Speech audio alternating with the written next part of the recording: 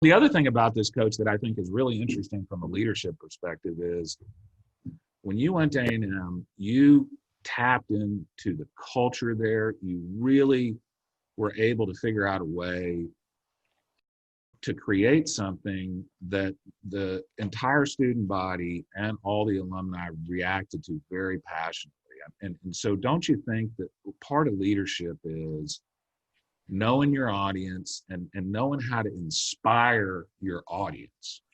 I've always said, if you're a coach at A&M and you don't understand A&M, you're not going to win. Yeah. I don't care how good a coach you are. And maybe you can take those principles outside of the coaching rank and say, for instance, if you're a lawyer and you're dealing with a certain type of jury and you don't know what that jury, what inspires them, what likes them. Same if you're a businessman running a business and you got people that work for you. You can take these principles even outside the coaching rank, right? Yes. But the good thing about it is you were able to give, and I wish I could take credit that I was that smart.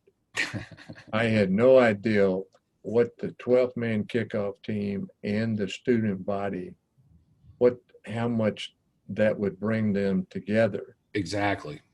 And it was part of their mentality or heritage. They're saying, that's me out there on the field. Absolutely. There were signs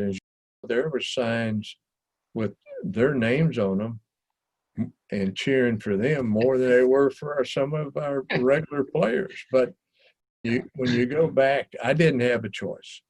The students came and got me and put me into all the traditions. Yeah. I had a young man, James Fuquay, he was a head Red Pod.